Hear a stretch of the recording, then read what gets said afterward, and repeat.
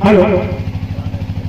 तो बता रही थी, सत जी बता रहे थे कि वो 70 किलोमीटर से दूर से रात को चिल्लाती रोती हुई ट्राली पर लेकर के अपने बच्चे को आती थी। गुरु जी सोए हुए थे, जगाया। गुरु जी हड़बड़ाए थी, और इतनी रात को क्यों आ रही है, कौन है, रोते हुए आई है। जा करके गुरु जी के चरणों में गिर जाती है, कहने लगते ही गुरुदेव जी हमको बचा लीजिए, हमको बचा लीजिए, हमको बचा लीजिए। क्योंकि मां समझ गई थी ये सल्फास खा लिया है, बचेगा नहीं। लेकिन अब उन्होंने विनय किया गुरु जी से कि गुरु जी हमको बचा लीजिए। ये कोर्ट कचहरी जो लगा है, थाना अदालत जो लगा है, जेल फांसी होगा, गुरुदेव जी हमको बचा लीजिए। अब तो ये गया, अपने बचने के लिए गुरु जी से विनय करते करते गुरु जी उठे और अपने शिष्यों को जगाया। जगाने के बाद कहा कि ऐसा है। देखा गया तो पहले उन्होंने उसका अंगूठा ले लिया, उसका अंगूठा ले लिया और एक कागज बना करके लिख दिया कि इसमें किसी का दोष नहीं है, मैं अपनी मर्जी से सल्फास खाया हूं। जिसको दिए, फिर प्लान बनाए कि चलो इस लड़के को, हमारे पास लकड़ी है, इसी लकड़ी से यहां जला करके फेंक देते हैं, खत्म हो जाएगा, और फिर जो आएगा सब देख लेंगे। लेकिन उसका फासला चल रहा था। संत के अंदर दया नहीं होता है। वे सोचे कि अगर ये अभी मरा नहीं है, अभी इसको फूंक दिया जाएगा तो ठीक नहीं। चलो एक काम करते हैं, तो संत आश्रम पर कुछ न कुछ व्यवस्था रखते हैं, दवा दारू की व्यवस्था रखते हैं। उन्होंने कहा काम करो कि इसको एनीमा चढ़ाओ, एनीमा चढ़ाना। एनीमा चढ़ाने लगे, चढ़ाते चढ़ाते एनीमा खूब कस के चढ़ाए और उसके मुख से सारा जो गड़बड़ी था मुख के द्वारा सब निकल गई। लड़के का नेत्र खुल गया, सांस बढ़िया चलने लगा। गुरु जी खुश हो, उनको लखनऊ जाना था, ठीक बहुत खास काम से। जब उनका सांस चलने लगा, आंख खुल गया, गुरु जी ने कहा कि भैया आप लोग इसको संभालिए, हमको लखनऊ इमरजेंसी जाना है, हम चले जाएंगे।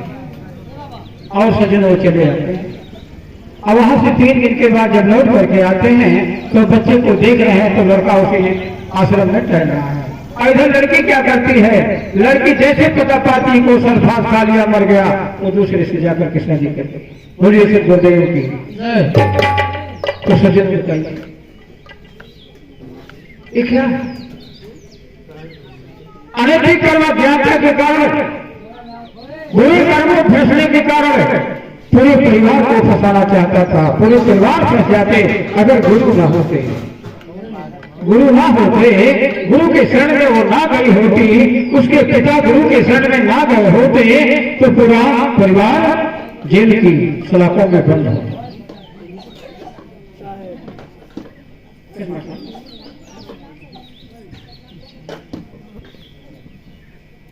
तो सज्जनों, इसलिए जो है कहा गया कि 7 दीप 9 खंड में गुरु से बड़ा न कोई, करता जो ना कर सके गुरु करे सो होय। करता जिसको हम भगवान मानते हैं, जिसको अल्लाह गाड खुदा मानते हैं, जो वो नहीं कर सकता है। अगर सच्चा गुरु है, सच्चा ज्ञान है, सच्चाई उसके अंदर में है, अच्छाई उसके अंदर में है, दया उसके अंदर में है, क्षमा उसके अंदर में है, शील उसके अंदर में है, तो जो करता नहीं कर सकता गुरु करके दिखा सकता है।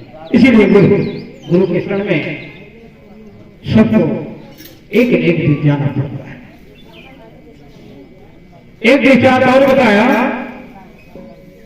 एक वकील साहब थे, अपने वकीली का बड़ा गुरु था। वे किसी संत को नहीं मानते थे, संतों को गाली देते थे। संत के ऊपर एक पुस्तक लिख दिए, उसमें तमाम प्रकार की बुराइयां संतों का लिखते लिखते थक गए। पूरा उनका घर परिवार भी उनसे हैरान था, वो बुराई सुन करके उस पुस्तक को देख करके। सज्जनों, बुरे कर्म का बुरा परिणाम होता है। किसी को अगर आप गाली दें और वो आपको कुछ ना बोले तो आपका अनैतिक जरूर हो जाएगा, निश्चित है। इसे कहा गया कि आह गरीबी कहाँ खोजा। और उधर गुरु करीबी की एक साखी है कि दुर्बल को न सताइए कि जाति मोटी हाय, और मोई खास की साथ मोई खाल की साथ सो सार भसन होई। लोहा, सार माने लोहा। लोहार की घाटी में क्या लगा होता है? चमड़े का। अब तो जमाना खत्म हो गया, तो पंखा वाला सिस्टम चालू हो गया है, बिजली सिस्टम चालू हो गया है। लेकिन पहले जब लोहार की घाटी थी तो उसमें 3 लकड़ी लगी होती थी, एक ऊपर, एक बीच में और एक नीचे। तो उसी में चमड़ा लगा, जैसे हारमोनियम में भाटी लगा है ऐसे उसमें भी भाटी लगी रहती थी, और उसको ऐसे चलाना पड़ता था, उसी से हवा दिया जाता था। उसी को देख करके गुरुवर कवि ने कहा कि दुर्बल यानी अपने से कमजोर, चाहे जिस हालत में हो, चाहे धन के हालत में हो, चाहे बल के हालत में हो, चाहे ज्ञान के हालत में हो, आप उसको न सताइए। अगर उसका आत्मा जो है अगर दुखी होकर के मान लो कुछ नहीं कहा, आपके डर बस कुछ नहीं कहा, तो लेकिन उसका आह जब लगेगा तो आपका बुरा हो जाएगा। जिस प्रकार से कि मरे हुए चमड़े से, मरे हुए जानवर के चमड़े से वो भाटी बनी है, इसीलिए कहा कि मोई खाल के सांस सो, यानी मोई खाल के हवा से मोटा सा लोहा पिघल जाता है, गल जाता है। इसीलिए कहा कि अपने इस बुद्धि कागज बुद्धि को छोड़। हाँ, तो बताया कि वो ऐसे करता रहता था। एक दिन संजोग से 3 तले के ऊपर वो सोता था, गर्मी का महीना था। सोया और सो करके उठा तो उसको लघुशंका लग गया। जब लघुशंका लग जाता है तो चारों तरफ तो वो बड़ा होता है, जैसे लोग शक्कर बनवा देते उसको ग्रिल कहते हैं। तो जिस तरफ ग्रिल था उस तरफ नहीं जा पाया, दिमाग नहीं काम किया कि रास्ते जहां रास्ता था उसी तरफ वो गया तो वहां छोटी सी लगी थी, और उसी को मारा और 3 तल्ले से गिर गया। अब सोचो कि जो 3 तल्ले से गिरेगा उसकी क्या दशा हो। 3 तल्ले से जो गिर जाएगा उसकी क्या दशा हो। वो क्या किया कि 3 तल्ले से गिरा तो, लेकिन संजोग अच्छा था, संतों गुरु का सानिध्य था, गुरु की कृपा थी, संतों की दया थी कि वो जब टाली से गिरता है तो संजोग से कोई भिला करके वहां बालू गिरा दिया था। उसका काम था उसी के घर के पास टाली से बालू ला करके गिरा दिया था, ढेर पड़ा हुआ था। और जब रात में गिरता है तो उसी बालू पर गिर जाता है, सिर नीचे हो जाता है, पैर ऊपर हो जाता है, बालू में उसका सिर धस जाता है, किसी प्रकार से छटपटा करके निकलता है और मरने से बच जाता है। चोट भी नहीं लगा क्योंकि बालू में गिरा था, चोट नहीं लगा। और वो जब घूम करके जब गांव के लोग जान पाए उसको लेकर के गए, फिर उसको हल्का फुल्का चोट वोट तो लगा, बालू गिरा भले, लेकिन कुछ तो लगा ही था, उसको दवा हुआ तब उसको समझ आया कि मैंने संत की बुराई की थी, संत को गाली दिया था, साधुओं को गाली दिया था, साधुओं के ऊपर एक पुस्तक लिखा था, निंदा किया था, इसी का परिणाम मुझे मिला है। लेकिन फिर भी मेरे ऊपर संतों की दया थी कि मैं मरा नहीं, बच गया। फिर जाकर के संतों के चरणों में क्षमा मांगने लगा। तो सज्जन संतों के अंदर जिस प्रकार से माता पिता बच्चे को ये नहीं चाहते हैं कि बच्चा हमारा चोर हो जाए, बच्चा हमारा डकैत हो जाए, बच्चा हमारा शराबी हो जाए, बच्चा हमारा गजेड़ी हो जाए, बच्चा हमारा जुआरी हो जाए, बच्चा हमारा डकैत हो जाए। कोई माता पिता नहीं चाहता, कोई माता पिता नहीं चाहता। सभी लोग चाहते हैं कि मेरा बच्चा पढ़ लिख करके ऑफिसर होगा, या पढ़ लिख करके देश का अच्छा नागरिक बनेगा, या पढ़ लिख करके सीमा पर देश की रक्षा करेगा। सभी लोग सोचते हैं, लेकिन सज्जनों सोचते हैं लेकिन वैसा करते नहीं, और ना करने के कारण ही गड़बड़ी आती है। बच्चों के सामने लोग प्रदर्शित करते हैं, उसमें सारी गड़बड़ियां हमारी हैं। इसलिए कहा गया कि हम सुधर गए तो जग सुधर गया, और हम बिगड़ गए तो जग बिगड़ गया। इसलिए सुधार हमको करना है। शुद्ध हमको होना है। उनके सामने बच्चे छोटे छोटे हैं, कहा गया बच्चे मन के सच्चे होते हैं, और बच्चे के हृदय की प्राप्ति जो होती है, जो मन इनका होता है बड़ा साफ होता है, इसमें कोई कचरा वचरा नहीं रहता है। कचरा तो हो जाता है शुरू कब, जब 10-12 साल का शुरू होता है, वहीं से कचरा बैठना शुरू हो जाता है। याद रखिएगा मेरी बात को, जब 10-12 साल का होता है तभी उसके अंदर से कचरा बैठना उसके अंदर में शुरू हो जाता है, क्योंकि लोगों के सानिध्य में जाता है, देखता है कि वो शराब पी रहा है, वो बीड़ी पी रहा है, वो गांजा पी रहा है, वो तंबाकू खा रहा है, वो चरस पी रहा है, धीरे धीरे देखने लगता है। और माता पिता भी उसके सामने प्रदर्शित करते हैं, रुपया देते, कहे बेटा जाओ बीड़ी खरीद के लाओ, रुपया देते जाओ बेटा तंबाकू खरीद के लाओ, और सियाना हो गया बेटा तुम जा रहे हो बाजार में शीशी लिए आयो। कौन सिखाता? बच्चा दुकान पर जाता है, पैसा लेके जाता है, और जब कहता है कि नहीं पापा 1 रुपया और दे दो, कहेंगे क्या करो, कहीं चीज खरीदो। अरे अपने लिए 1 रुपया घूस भी ले लेता है और फिर जाकर के लाके आपको देता है। तो रास्ते में जब वो जाता है और जाकर के सामान को खरीद के लाता है, तो रास्ते में सोचता है कि पापा इस बीड़ी को क्यों पी रहे हैं, पापा तंबाकू को क्यों खाते हैं, इसका मतलब इसमें कोई अच्छाई है, खाने योग्य है, इसीलिए पापा इसको खाते पीते हैं। तब रास्ते में एक दिन नहीं बोला, 2 दिन अब उसका खरीदने का अभ्यास हो गया, और उधर 1 रुपया घूस भी मिलने लगा, तो अपना खरीदना शुरू कर दिया। तो लाया तो बीड़ी, और फिर कहे भैया माँ के साथ तेरे चला जाओ, चूल्हिया दाग लाओ, अम्मा कैसे कह दियो दाग दे, अम्मा दाग के ला दिए, 2 दिन तो 3 दिन पिए, तीसरे दिन भी सुट्टा लगा लिया। मैं अपनी बीती बताना चाहता हूँ कि मेरे चाचा जी बीड़ी पीते थे, पड़ोस के थे मेरे खास पटीदार में। तो दरवाजा दोनों हम लोगों का एक ही था, उठने बैठने का जो द्वार था, सब जगह एक ही, गर्मी के महीने सब लोग एक गिलास होते थे। तो मेरा चारपाई चाचा के बगल में ही रहता था, और 15 साल की मेरी उम्र थी। चाचा जी ने कहा कि बेटा ये बीड़ी जरा दाग लाओ, चाचा से कहते कि दाग दे। तो मैंने गया, मैंने कहा चाचा ये बीड़ी जला दो, चाचा पियेंगे। उसने जला दिया, मैं लेकर के चला, 1 दिन तो दे दिया, दूसरे दिन दे दिया, तीसरे दिन मेरे मन में आ गया, जो मैं अभी बता रहा था कि चाचा बीड़ी क्यों पीते हैं, बीड़ी में क्या खूबी है। बस एक छुट्टा मैंने खींच के लगा लिया, मुझे खांसी आने लगा, क्योंकि कभी पिया तो था नहीं। जब कस के खींच लिया, उसका अंदाज भी नहीं कितना खींचना कितना नहीं खींचना है। जब खींचा तो मुझे खांसी आ गया। चाचा जी समझ गए कि बीड़ी पी लिया। वो बस जब मैं लेकर आया, चाचा जी को दे दिया, चाचा जी लो, तो उसने चाचा जी ने कहा कि बेटा सही सही बताओ, झूठ मत बोलना। मैंने कहा क्या बात चाचा, कहें कि आपने बीड़ी पिया है कि नहीं। अगर जब झूठ ना बोलने की बात आई, तो बच्चे मन के सच्चे होते हैं, इनका मन बड़ा साफ होता है। मैंने कह दिया कि हाँ चाचा पिया है। कहें क्यों पिया है। मैंने कहा कि मैं सोचता था रास्ते में कि चाचा बीड़ी पीते हैं, किसमें कोई खूबी होगी, अच्छाई होगी, इसलिए चाचा बीड़ी पीते हैं, तो मैं उसकी अच्छाई जानने के लिए पी लिया।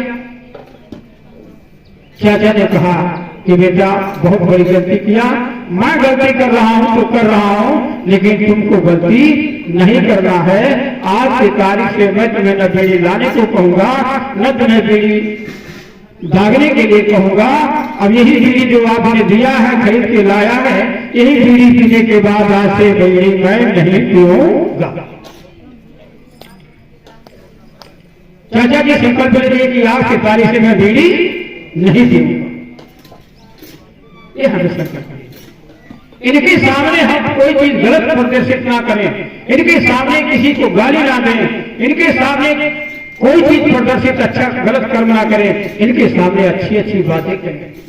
इनके मन में बैठ जाता है। आप ही अपने अंदर विचार करके देख लीजिए कि जितनी उम्र हो गई है, बचपना से लेकर के जब से जानने सुनने लायक हुए, तब से लेकर के आज तक जो आपने देखा होगा, आपने जो सुना होगा, आपने जो किया होगा, वो आपके हृदय यानी मन रूपी पलाटी में सब फिट हो गया। सब फीड हो गया है, जो जब आप देखना चाहें उसको तुरंत खोले, उस दृश्य को तुरंत आपके सामने आकर के खोलें। तो वही बात इन बच्चों के सामने है। हम इनके सामने जो प्रदर्शित करते हैं ये सीख जाते हैं, और सीख जाते हैं तो जल्दी निकलता नहीं है। और दूसरी बात, इनके सामने हम जब गाली देते हैं, आप विचार करके देख लीजिए कि मैं झूठ कह रहा हूं कि सही कह रहा हूं। पूरे विश्व में पता लगा लीजिए कि गाली का स्कूल आज तक कहीं नहीं खुला है। नहीं खुला है, सबको बताइए कि भला कहाँ खुला है। गाली कहाँ सीखते हैं बच्चे? पड़ोस से सीखते हैं। पड़ोसी गड़बड़ है, उसका आचरण गड़बड़ है, माता पिता का आचरण गड़बड़ है, रोज गाली गलौज करते रहते हैं। पापा शराब पी के आते हैं, माता को मारते हैं। पापा शराब पी के आते हैं तो बच्चे डर के मारे कहाँ घुसते हैं। अब विचार करिए कि एक पापा आता है बाजार से, तो बच्चे पापा का रास्ता देखते हैं कि पापा अभी आएंगे तो हम लोगों के लिए कुछ खाने के लिए चीज लेके आए। वो माता से बार बार पूछते हैं कि अम्मा पापा अभी नहीं आए, क्या बात है? पापा अभी नहीं आए, क्या बात है? एक बच्चा पूछता है बार बार कि पापा नहीं आए, और दूसरा बच्चा भी पूछता है बार बार पापा अम्मा से कि पापा नहीं आए। लेकिन क्या दोनों में दो कारण है। एक तो पूछता है कि पापा नहीं आए कि पापा आएंगे मुझे प्यार करेंगे, पापा आएंगे मुझे खाने के लिए कुछ लाएंगे, पापा आएंगे मुझे अच्छी अच्छी बातें बताएंगे, इसलिए अपने पिता को याद करता है। लेकिन दूसरा बच्चा भी अपने पिता को याद करता, माँ से पूछता है बार बार कि अम्मा पापा नहीं आए, पापा कहीं आ तो नहीं रहे हैं, पापा आ तो नहीं रहे हैं। वो भी पूछ रहा है, किस कारण से? दो कारण है। एक वो डर के मारे पूछ रहा है कि पापा भी आएंगे तो हमको गाली देंगे, थप्पड़ मारेंगे, माँ तुमको भी मारेंगे, इसलिए माँ मैं जा रहा हूं चारपाई के नीचे घुस जाता हूं। डर के मारे जैसे वो पापा के आने की आवाज पाता है तो वो तुरंत जाकर के चारपाई के नीचे घुस जाता है। नहीं तो डेहरी अब तो खत्म हो गया, नहीं तो डेहरी के बगल में लोग बैठ जाते थे जाके डर के मारे कि पापा देखे ना लेने तुरंत मारेंगे। एक पापा को देख करके हृदय से लग गया, दोनों पापा का। अब इसी पर हमको विचार करना, इसलिए गुरु कवि ने कहा कि करहूं विचार तो सब दुख जाई, परिहर झूठा के सगाई, लालच लागी जन्म सिराई, जन्म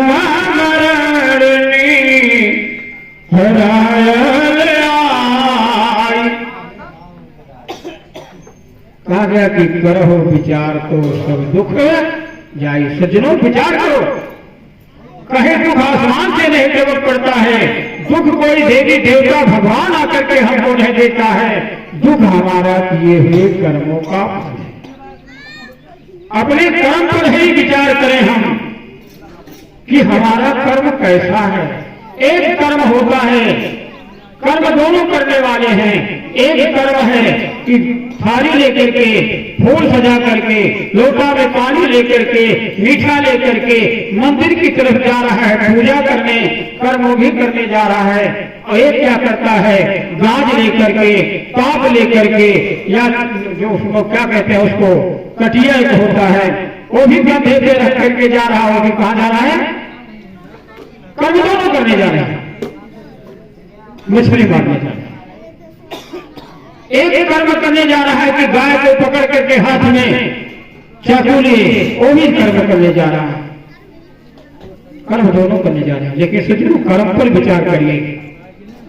इसीलिए भैया कि कर्म प्रधान ईश्वर चिराग, अजो जस करई सुतस फल चाख।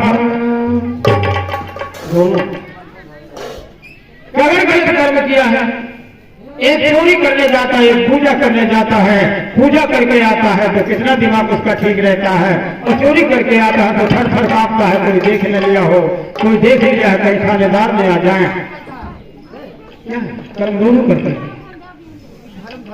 इसीलिए कर्म पर विचार है कि कर्म हमारे कर्म, कहा गया कर्म हमारे अच्छे हैं, कर्म हमारे अच्छे हैं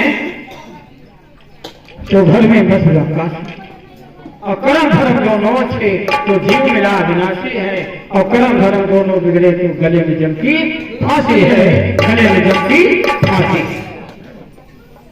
इसीलिए हमको विचार करना है। सबसे पहले हमें अपने कर्मों पर विचार करना है। मैंने कहा कि हमारे किए हुए कर्मों का परिणाम ही दुख है, और करे हुए कर्मों का परिणाम ही सुख है। इसी पर हमको विचार करना है।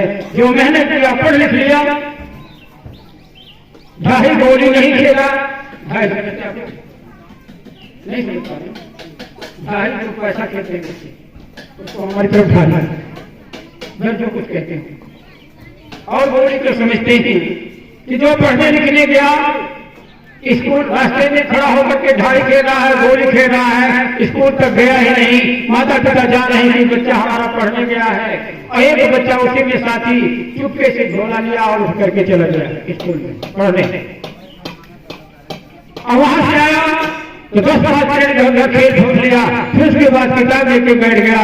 लेकिन और 2 बच्चे किताब झोले वहां से आए, समय जान करके वहां पढ़ने स्कूल में नहीं गए, माता पिता जान रहे हैं कि बच्चा पढ़ने गया है, वो समय जाने के 4 बजने वाला है, जब यहाँ से धीरे से निकलते हैं, स्कूल से थोड़ी दूर गए कि मास्टर को देख ले रहे हैं, स्कूल चुपके से जाकर के फिर वही बच्चों के साथ धीरे होकर के चले आए घर पर, माता पिता जा रहे हैं पढ़ने गए, और वो पैसा खेल रहा है, दिन भर ढाई खेल रहा है, गोली खेल रहा है, और वो वहां पढ़ा, वहां से आया तो ये झोला टांग दिया और चले गए खेत में, सिवान में चले गए, वहां जाकर के कबड्डी खेल रहे हैं, सूर खेल रहे हैं।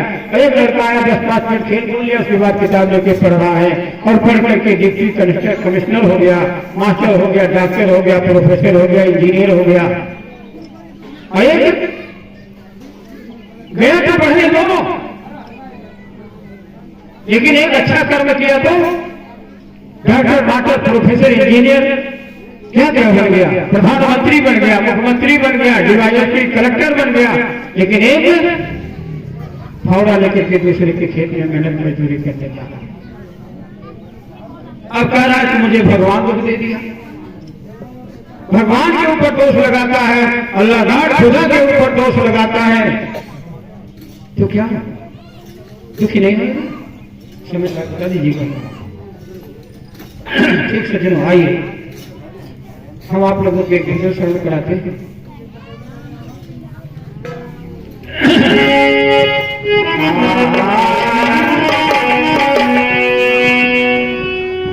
हरे काम आई है इस संसार को, आप देख रहे हैं कि यहाँ से जितने लोग आए और जितने लोग गए, न कुछ लेके आए न कुछ लेके गए, हाथ खाली आया और हाथ खाली चला गया। जैसे कहा गया, इकट्ठा कर जहां में जग कई मुल्कों का राजा था, और सिकंदर जब चला जग से तो दोनों हाथ खाली था। हरे कामन आई है, कामन आई भजन करा है कछु, कामन आई भजन करा है कछु,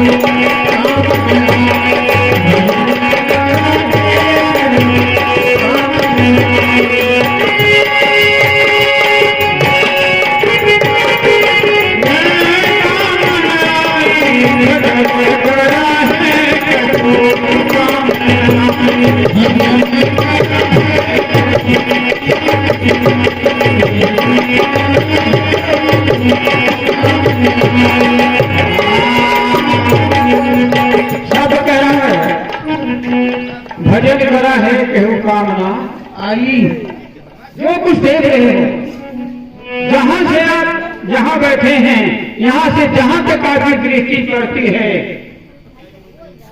लेकिन शरीर छूटने के बाद कोई काम देने वाला नहीं दे सकता।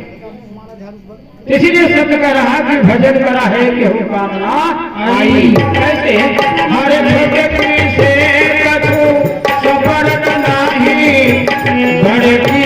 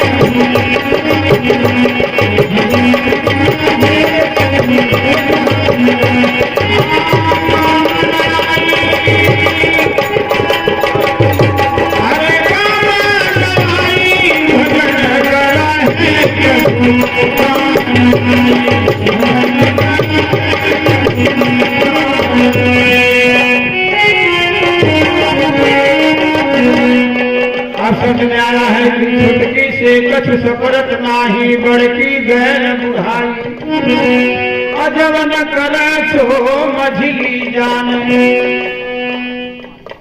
छुटकी किसको कहते हैं? लड़का। जैसे छोटा बच्चा शिशु जो 2.5-3 महीने का 4 महीने का यानी साल भर का, उससे कोई गलत कर्म नहीं हो सकता।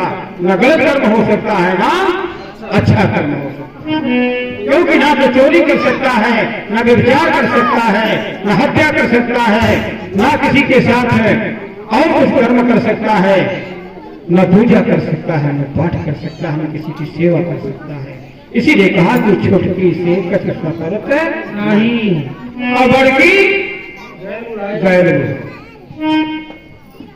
जब वहां पहुंचा 50 के जब ऊपर चला गया तो वहां को सपरा वाला धीरे धीरे सारी इंद्रियां कमजोर होने लगी, चलने फिरने में परेशानी हो गया, उठने बैठने में परेशानी हो गया। देखो हमारे साहब जी बैठे हैं जो चार एक पहलवान थे लेकिन आज पहलवानी नहीं दिखाई दे रही है, पहलवानी चली। तो उसी प्रकार से सज्जनों कह रहा है कि बड़की गैर बुढ़ाई यानी उसका शरीर अस्थिर हो गया, कमजोर हो गया, इंद्रियां सारी अस्थिर हो गई। इसलिए जो है वहां भी कुछ नहीं सफरने वाला है बड़की बुढ़ाई। और जरा तीसरे में कि जब न करे सो मझली जान। मछली कहते हैं जवानी को।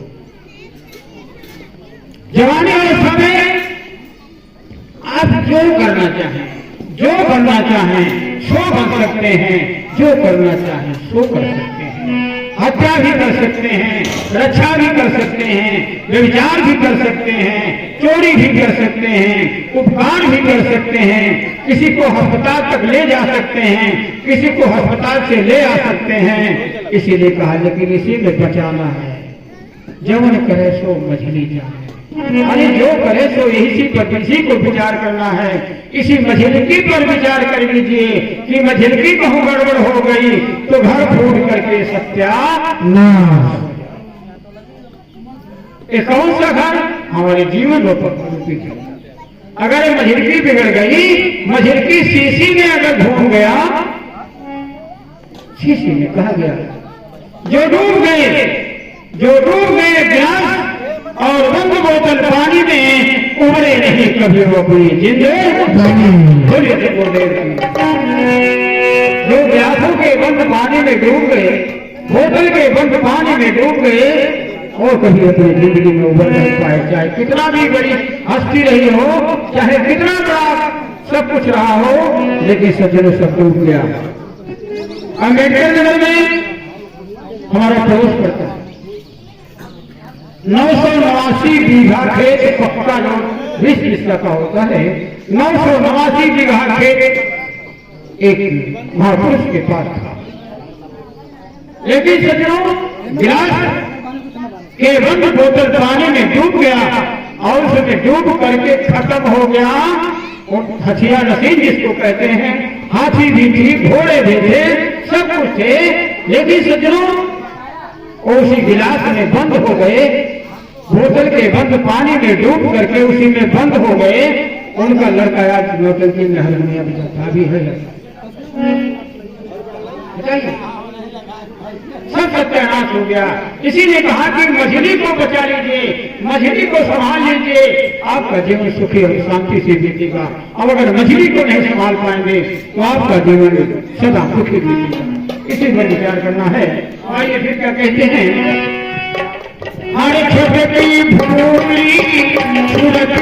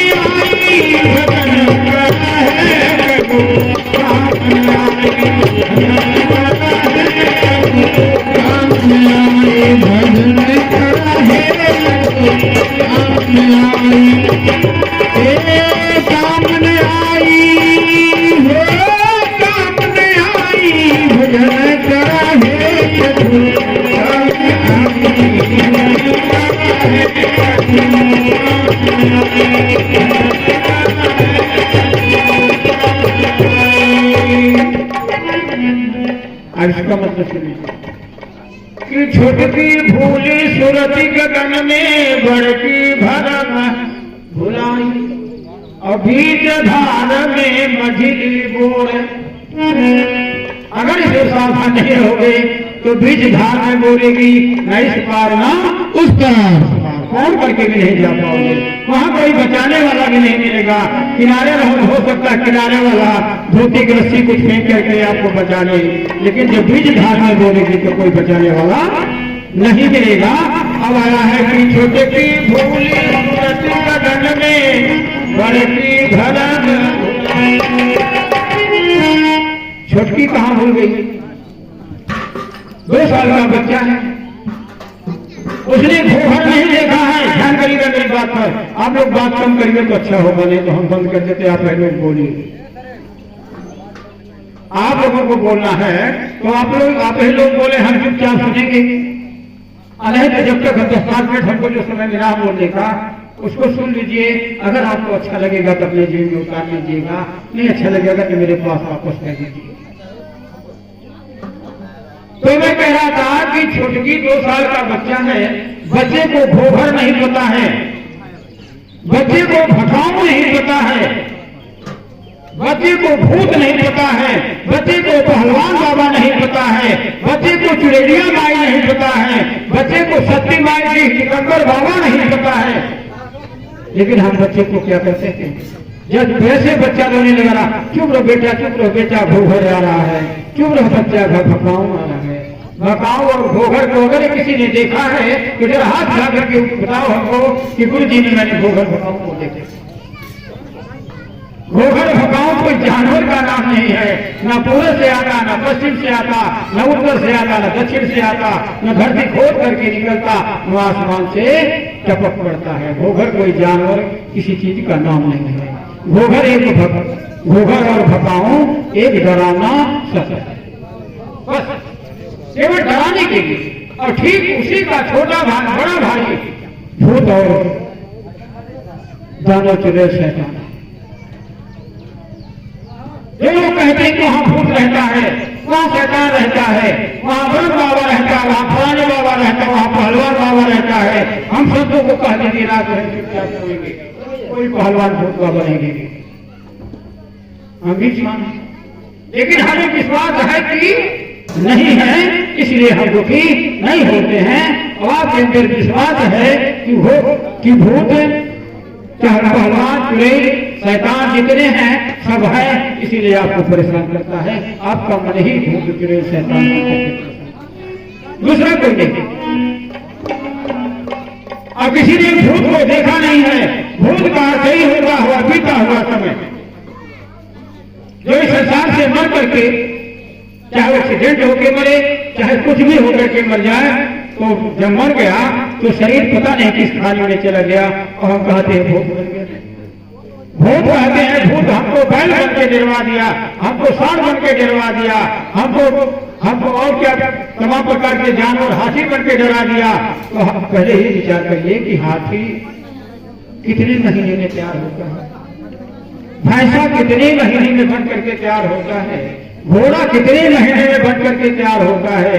लेकिन सज्जनों, हम कहते हैं रात में हमको घोड़ा बन के डरवा दिया, हाथी बन के डरवा दिया। ये हमारा मन नहीं, हाथी घोड़ा सांप कुछ बन जाता है।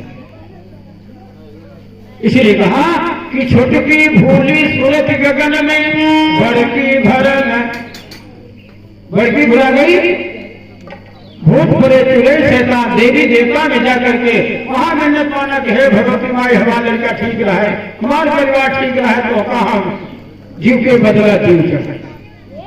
अब सोच लीजिए, वहां क्षमा मांगता अपने बच्चे का खैर कराता है, अपने बच्चे के लिए अपने परिवार के लिए कुशलता मांगता है, और दूसरे के बच्चे को काटने के लिए जीव का बदला जीव देता है।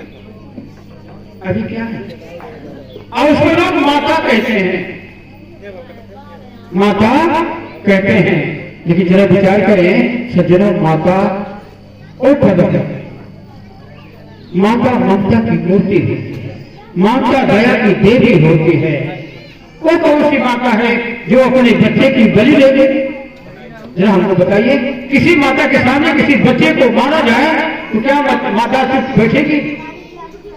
जितनी उसकी शक्ति होगी पिता चुप बैठेगा? नहीं बैठ सकता। जितनी उसकी ताकत होगी झोंक देगा अपने बच्चे को बचाने के लिए। लेकिन हम तो एक आया सोया है कि सिंह बलि का बहू न चढ़े, बकरे बलदेव चढ़ाए गए हैं। किसकी बलि हुआ? बकरे की। सिंह की बलि देवी ने नहीं लिया। सिंह बलि का बहू न चढ़े, बकरे बलदेव चढ़ाए गए हैं। हर बलहीन के मारन बलवीर के मारन, बाकी सके बलहीन सताए गए हैं। और सताए अपने से कमजोर को जो झापड़ चाहे तो मांगे, लेकिन बराबर का होगा या अपने से तगड़ा हो तो उससे मुंह फेर दे। इसीलिए कहा कि बलवीर के मारन बाकी सके बलहीन सदा ही सताए गए हैं। अब भिखधर को दूध पियावत है, भिखधर को दूध पियावत है, कि जुए कटिए में फंसाए गए हैं। सांप को दूध पिलाते हैं, नाग बाबा समझ करके दूध पिलाते हैं। पंचमी के दिन लावा और दूध ले जाकर के नाग बाबा के मंदिर में चढ़ाते हैं। और अगर श्रीनाथ बाबा निकल जावे तो क्यों दूध ने पिया खातिर खड़ा हो गए? वहां तो नकली धन होता है, नकली पर दूध पिलाते हैं। और असली निकल जाए और असली को मान लो दूध पिलाते रहो, और दूध पिलाते समय कहीं अगर आपका पैर उसकी पूंछ में छू गया तो वो नहीं जानेगा कि हमको दूध पिलाने आई है, तुरंत घूम करके काटेगा। और उसी प्रकार का उसको दूध पिलाते हैं। और एक को उसी सांप की तरह केचुआ भी होता है, उसको छोटा छोटा काट करके कटिए नहीं। तो किसकी बलि होती है? सिंह की बलि देवी लेते हैं। बड़ी कोमल गाय होती है, गाय की बलि कौन लेता है?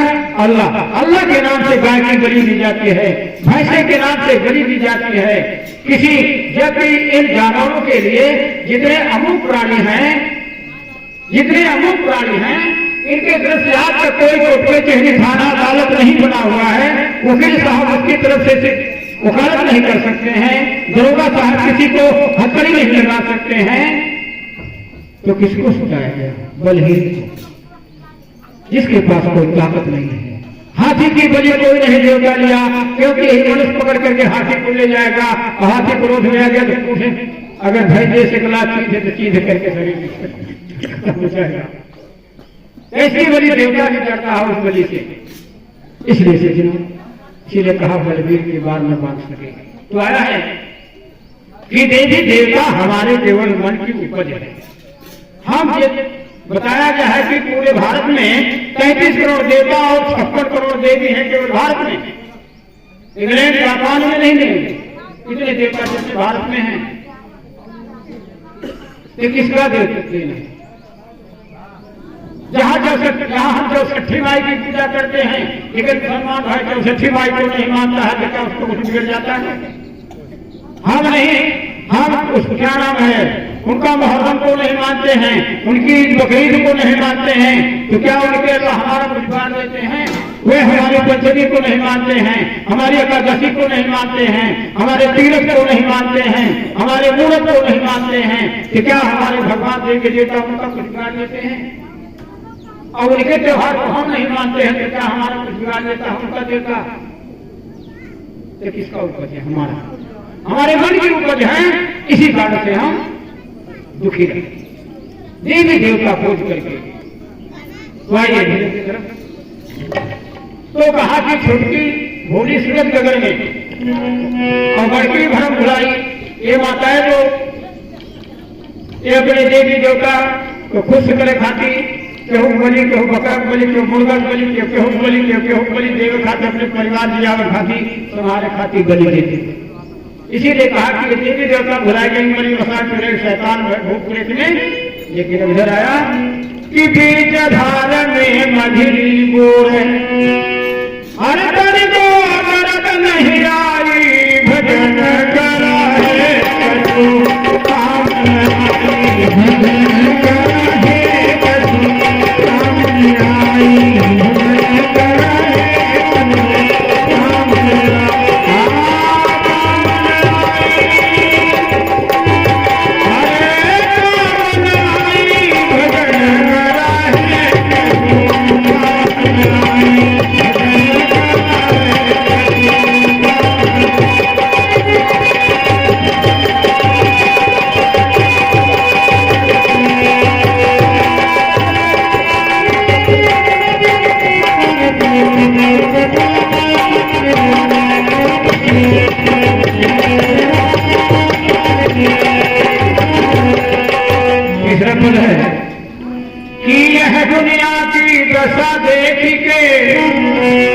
इसमें न जायो भुलाई। कबीर कहते हैं कि हे मनुष्यों, हे मेरे प्यारे हंसो, इस संसार को देख करके तुम इसमें न भूल जाना। इसमें अगर भूल जाओ, जैसे कहा गया कि तमाशा देखने वाले तमाशा खुद न बन जाना, और बैग में बाग में सैर कर लीजिए, कहीं दृढ़ प्रीत मत कीजिए। बगीचे में अनेकों प्रकार के फूल लगे रहते हैं, बढ़िया फुलवारी खूब बढ़िया सजी रहती है, लेकिन गुरु कबीर ने कहा इसमें जा करके उसको टहल लो, घूम लो, लेकिन उसमें पेड़ दृढ़ पीड़ित मत कीजिए। अगर दृढ़ पीड़ित करोगे तो मुंह बस फूल तोड़ोगे तो बगीचे का मालिक तुमको थप्पड़ मारेगा। इसीलिए कह रहे हैं कि संसार में बगीचे में टहल लो, सैर कर लो, घूम लो, लेकिन घूम करके अपने कर्म के ऊपर ध्यान। अब अगर इस बगीचे में मुंह किया तो विषय वासना रूपी माली से थप्पड़ मारे जाओगे, दुखी रहोगे, तमाम प्रकार की परेशानियां झेलना पड़ेगा। इसीलिए कहा हाँ यह संसार की दशा देख के इसमें न जाओ भुलाई। हाँ कहानी कबीर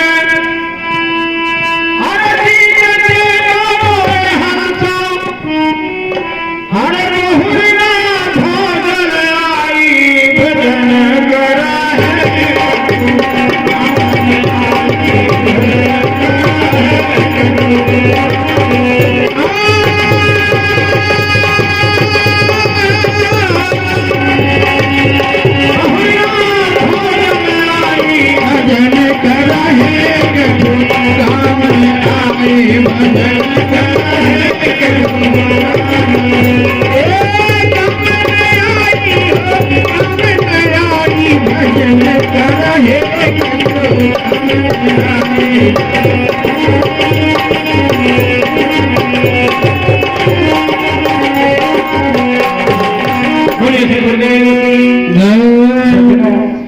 अब यहाँ की दशा को देख करके भूल न जाना इसी में, अगर भूल जाओगे तो इसी 84 लाख खानियां जो गिनती किया गया और अनादिकाल से हर इसी में जन्मते मरते जन्मते मरते उपजते विनसते अनेकों खानियों से चले आ रहे हैं। और अगर विचार नहीं किया, अगर गुरु के शरण को नहीं लिया, संतों के सानिध्य में नहीं गए तो फिर भोग करके सी 84 लाख खानियों में कीट पतंग भोर पतंग सरवार घड़ियाल सूस मगरमच्छ हाथी घोड़ा कुकुर बिलार सियार माकर इसी खानियों में बार बार जाना पड़ेगा। अगर सज्जनों गुरु के संतों के चरण में शरण में आप ले लिया, संतों की सानिध्य ले लिया तो उन खानियों से तो कम से कम मुक्ति मिलेगा, फिर मनुष्य खाने मिलेगा अच्छा कर्म करने के लिए। अब अगर नहीं जाते हो मन के कहने पर, कहा गया है कि मन का कहान कीजिए, मन है पक्का डूब, अले बोले दरिया में जाए हाथ से छोड़। और फिर गुरु कवि ने कहा कि मन चंचल मन चोरी मन शुद्ध ठगहान, और मन मन करते सुंदर मन जहरे मन के लक्ष्य द्वार। गुरु कवि ने कहा कि मन चंचल है और चोर भी है और शुद्ध भी है और ठगहार भी है। शुद्ध है तो सत्संग में बैठा हुआ सुन रहा है, अभी मन में आ जाए कि तंबाकू खाना है, मन में आ जाए कि तंबाकू खाना है तो ये मन उठा करके तुरंत ले जाएगा, क्योंकि यहाँ शर्म लगेगा कि बाबा के सामने तंबाकू नहीं खाएंगे, तो उठ करके दूर लेकर चलेगा, तो फिर शुद्ध नहीं रह जाएगा। और जब तक शुद्ध है जब तक सत्संग में बैठा है, शुद्ध था तो मन में आया कि चलो सत्संग हो रहा है, चलो संतों के सानिध्य में वहां कुछ अपने जीवन के कल्याण की बातें सुने। तो जब तक शुद्ध रहता है तब तक अच्छे ग्रंथों का अध्ययन करता है, जब तक शुद्ध रहता है तब तक अच्छे लोगों की संगत में बैठता है। और जैसे उसमें से विकार आना शुरू हुआ, जैसे गड़बड़ियां शुरू हुआ, तैसे धीरे धीरे उठ करके हट जाता। इसीलिए कहा कि शुद्ध था तो सब कुछ किया और विशुद्ध हो गया तो सब कुछ छोड़ दिया।